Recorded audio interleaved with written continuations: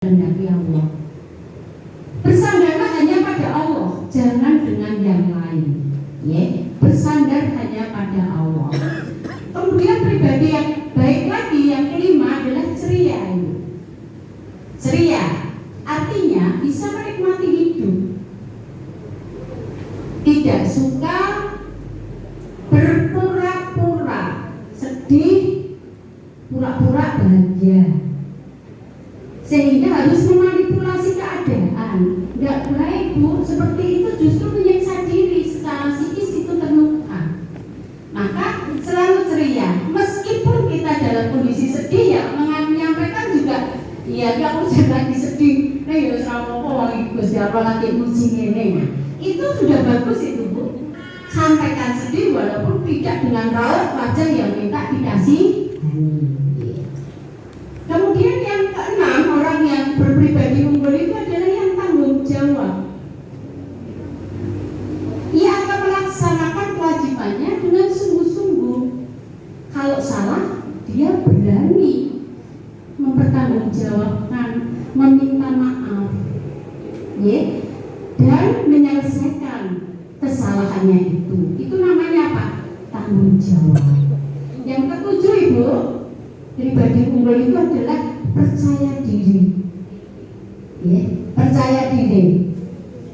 Ini mampu menerima dirinya sebagaimana adanya, menghargai sesama, kemudian juga mampu menyesuaikan diri dimanapun dia berapa tak tulis ini, sehingga kita bicara dalam konteks apapun percaya diri aja, insya Allah bisa nyambung begitu. Kemudian yang ke-8 berjiwa besar. Terus masih. Jadi dia tidak membiarkan dirinya dikuasai oleh rasa benci dan permusuhan. Ketika dia merasa dibenci, dia berusaha semaksimal mungkin mendekati siapa yang benci itu. Ibu percaya enggak? Saya pernah mengalami hal yang saya sebutkan ini, dan cara mengatasinya luar biasa, pengorbanan yang harus dijalankan. Tapi alhamdulillah hasilnya oke, Bu, betul. Jadi memang segala sesuatu ujian itu harus dijalani dengan ikhlas dan tekun gitu. Kemudian yang ke-9, Ibu, istilah bahasa Inggrisnya easygoing. Easygoing itu artinya apa? Tidak suka membesar-besarkan masalah kecil, dan tidak suka mengecilkan masalah besar, gitu. Tidak membesar-besarkan masalah kecil dan tidak mengecilkan masalah besar. Kalau masalah-masalah yang menyangkut dengan kedinasan itu masalah besar, jangan dikecil-kecilkan, disepelekin. Mulan kulino telat, ditegur sama kepalanya, ibu kok kulino telat, kalau ya atau telat. Itu namanya penjenengan mengecilkan masalah besar, karena itu harus ditaati aturannya.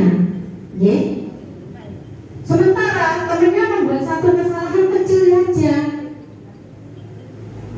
Temannya itu misalkan saja membawa iuran uang tertentu, delalah pas neng jalan uangnya itu dipakai sesuatu dan temannya lupa, tidak pernah diklarifikasi, kemudian dibesar-besarkan. Oh, aku ngerti dengan uangnya dibokai di korupsi. Nah, itu namanya Anda membesar-besarkan masalah kecil, tidak pernah klarifikasi tapi langsung menjustis. Seperti itu namanya penjenengan membesar-besarkan masalah yang berujung fitnah. Dan ini menjadi sesuatu yang tidak elok sebagai seorang manusia. Dan yang terakhir, Ibu, yang ke-10 adalah empati. Empati. Apa itu empati? Empati itu adalah orang yang bersimpati, bukan hanya karena dia pendengar yang baik, tapi juga selalu berusaha memahami apa yang sedang terjadi atau kontak yang sedang berlangsung. Jadi misalkan saya seperti ini, Bu, magang di depan ibu-ibu dengan segala kemampuan saya yang masih sangat rendah, ibu gak mau mendengarkan, ibu cerita sendiri, bahkan ditinggal tidur, bahkan sama sekali satu pun kata nggak ada yang masuk ke dalam hati ibu, itu artinya ibu belum memenuhi kriteria yang ke-10 sebagai seorang yang baik. Orang yang baik itu yang empati, mau bersimpati dengan siapapun, apalagi dalam konteks pembicaraan.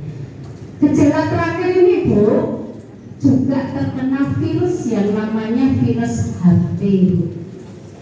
Sering kita ini berhadapan banyak orang semacam ini, atau bahkan nggak banyak orang, 2 orang aja Bu, berhadapan sibuk dengan HP-nya masing-masing. Ini sesuatu penyakit Bu. Satu ruang rapat 10 orang, semuanya pegang HP.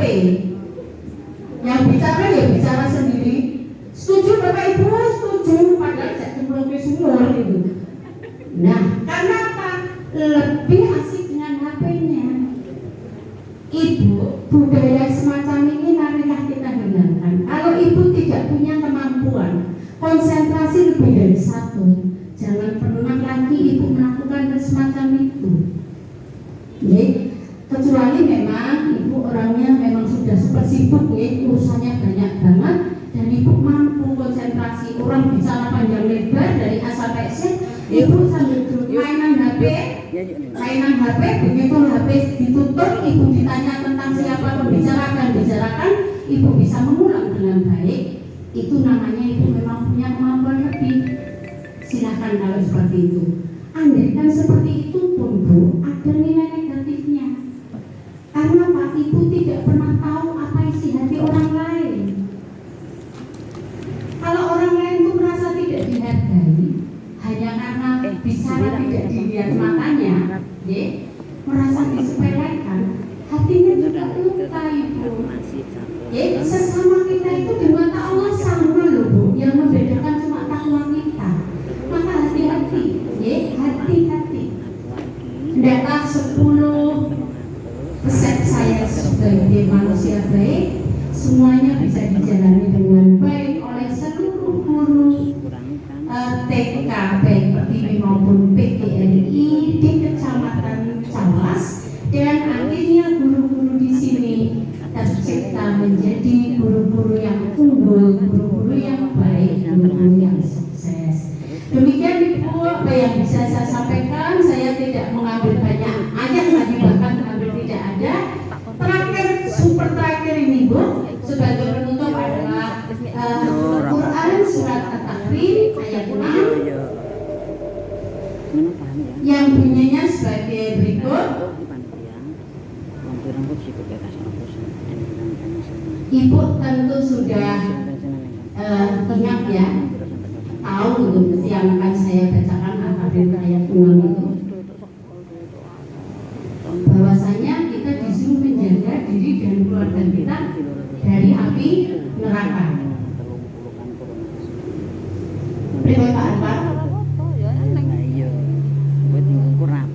Ada yang perso? Ku ya ayyuhalladzina ku anfusakum wa ahlikum nar. Hai orang-orang yang beriman. Jadi kalau penjenengan mengaku beriman, jagalah dirimu dan keluargamu dari api neraka. Nah, menjaga dari api neraka itu caranya bagaimana? Tidak, yang namanya keluarga itu tidak hanya sebatas dalam rumah ya Bapak Ibu. Penjenengan di sekolah itu berarti keluarga sekolah. Penjenengan di kalangan umum berarti penjenengan bagian dari kalangan umum, keluarga guru TK.